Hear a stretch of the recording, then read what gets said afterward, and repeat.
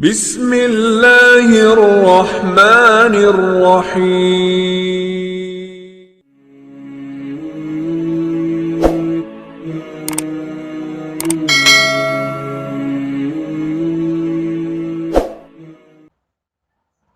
पहले आप ये वीडियो देखें।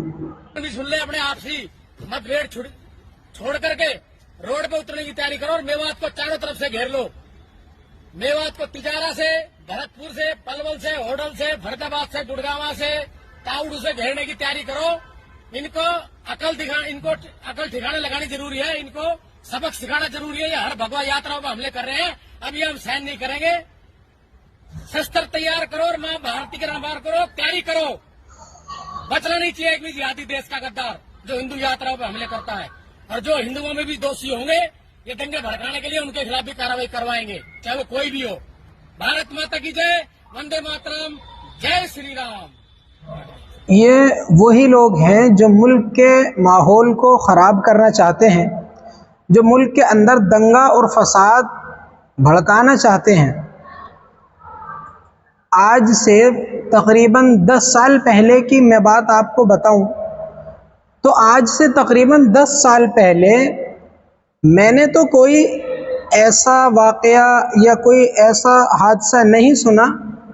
आज से 10-11 साल पहले हमने कभी ये नहीं सुना था कि फुला जगह हिंदू मुस्लिम का झगड़ा हो गया या फुला जगह हिंदू मुस्लिम का झगड़ा हो गया या कोई ऐसी चीज़ कि पहले तो 10-11 साल पहले ये जो सोशल मीडिया का मामला है ये इतना शुरू नहीं हुआ था, तो उस वक्त ये चीज़ें बहुत ज़्यादा कम थी। उस वक्त का माहौल ये था कि मैं आपको खुद अपना एक मामला बताता हूँ। हमारी एक भांजी है, वो तकरीबन आज से 11 साल पहले की बात मैं आपको बता रहा हूँ कि वो खो गई थी। तो जब बच्चा खो जाता है तो घर में सब परेशान हो जाते हैं, मोहल्ले में ढूंढने निकल जाते हैं, हर जगह तलाश करते हैं और सोचते हैं बस किसी तरीके से हमारा बच्चा जो है हमें मिल जाए। तो मैं भी और हमारे भाई, हमारी बहनें सब बुर्क़े पहनकर और हमारे वालिद साहब, हमारी वालदा सब उसे ढूंढने में लग गए। ढूंढते रहे, सुबह से शाम हो गई। फिर हमें जाकर जब हम हार चुके बहुत ज़्यादा, तो एक मस्जिद के अंदर ऐलान की आवाज़ आई हमें कि फुला बच्ची है और अपना नाम वो फुला बता रही है, इस तरीके के इस कलर के कपड़े पहने हैं। तो जब हमने ये सुना तो हमने कहा भाई ये तो हमारी बच्ची। तो हम वहाँ पहुँचे। तो जब हम वहाँ पहुँचते हैं तो हम वहाँ क्या देखते हैं, हमने वहाँ देखा कि हमारी भांजी को लेकर, उस बच्ची को लेकर एक हिंदू औरत खड़ी हुई है उसका हाथ पकड़े हुए। हमने वहाँ जाकर मामले की पूछताछ की कि क्या बात, कैसे, कहाँ मिली। तो उसने बताया कि रोती हुई हमारे मोहल्ले में आ गई।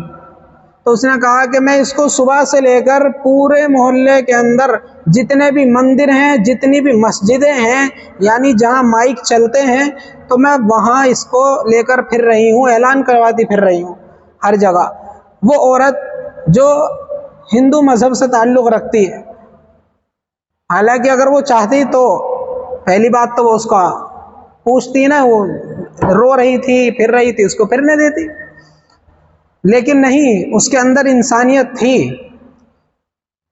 मोहब्बत उसके अंदर थी कि वो उसको लेकर, एक हिंदू होने के बावजूद एक मुस्लिम बच्ची को लेकर और पूरे मोहल्ले में उसको घूम रही है लेकर, ऐलान करवाती फिर रही है, सबसे पूछती फिर रही है, सबसे कहती फिर रही है।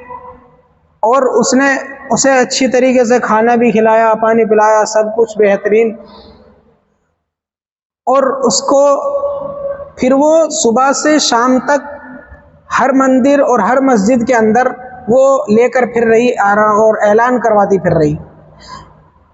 तो हमारे वालिद साहब ने उस औरत से कहा, वो औरत बहुत ज़्यादा गरीब थी, उसके बारे में हमें मालूम हुआ कि वो बहुत ज़्यादा गरीब थी।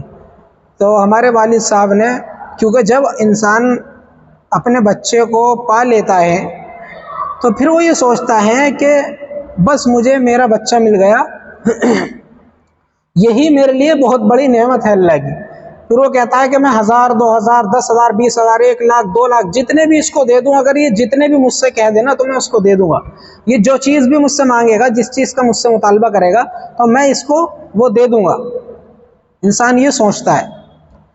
तो वालिद साहब ने हमारे उसको कुछ पैसे दिए और उससे कहा कि भाई हम आपके एहसान का बदला तो चुका नहीं सकते क्योंकि आपका एहसान बहुत बड़ा है, लेकिन हमारी तरफ से छोटा सा गिफ्ट समझ के इसको रख लें। तो उस औरत ने मना कर दिया कि अगर मैं ये पैसों के लिए ही करना होता, अगर मुझे पैसे ही मतलूब होते, पैसे प्यारे होते मुझे, तो मैं इसको लेकर सुबह से शाम तक गलियों गलियों में घूमती नहीं। मैं इसको लेकर गलियों में ना घूमती अगर मुझे पैसे प्यारे होते।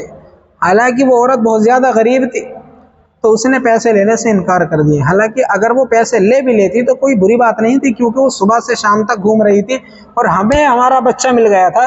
इससे बड़ी बात हमारे लिए और कुछ नहीं थी। हमने बहुत अल्लाह का शुक्र अदा किया और उनसे भी बहुत, हमारे वालिद साहब ने बहुत ज़्यादा कहा कि भाई नहीं ले लीजिए, पैसे ले लीजिए, तो उन्होंने पैसे नहीं लिए। तो मैं बताना चाह रहा हूँ कि आज से 10-11 साल पहले का माहौल ऐसा था इस तरीके का कि वो हिंदू हो या मुसलमान हो, कोई भी हो, बस जब एक शख्स दूसरे शख्स को देखता था कि वो तकलीफ़ में है तो वो फ़ौरन उसकी मदद करता था। वो ये नहीं देखता था कि अरे ये तो हिंदू है, अरे ये तो मुसलमान है, ये तो मुसलमान। किसी के जहन में ये बात नहीं आती थी उस वक्त। जितना मुझे मालूम है मैं अपने इल्म के उस पर बता रहा हूँ, अपनी जानकारी के तौर पर मैं बता रहा हूँ कि जितना मुझे मालूम है, मैंने तो आज तक यही देखा 10 साल पहले। उसके बाद से माहौल मुल्क का ऐसा ख़राब हुआ है, ऐसा ख़राब हुआ है कि एक शख्स दूसरे शख्स के खून का प्यासा है,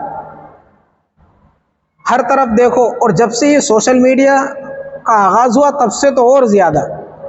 कुछ लोग तो अपने फॉलोअर्स और सब्सक्राइब पाने के लिए बस या तो मज़हब इस्लाम को, इस मुसलमानों के मज़हब के बारे में उल्टा सीधा कह दिया, मुसलमानों के मज़हब को गाली दे दी, मुसलमानों के नबी की तौहीन कर दी और नबी को गाली दे दी।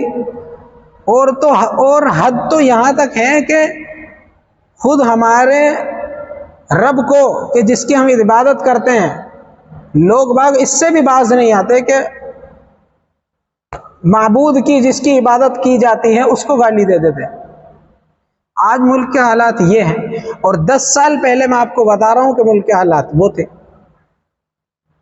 तो कुछ तो लोग इस वजह से करते हैं कि कुछ फॉलोअर्स पाने के लिए, पॉपुलर होने के लिए, और कुछ लोग इसलिए करते हैं कि जैसे आपने ये वीडियो देखी, ये उस तरीके के लोग हैं कि ये दंगा और फसाद भड़काकर पीछे हट जाते हैं और फिर बेचारे मासूम वो हिंदू जिनको कुछ मालूम नहीं होता और वो मासूम मुसलमान जिनको कुछ मालूम नहीं, वो बस आपस में लड़ते हैं, झगड़ते हैं और ये पीछे खड़े होकर तमाशा देखते हैं और उससे फ़ायदा उठाते हैं जो फ़ायदा उठाने वाले होते हैं।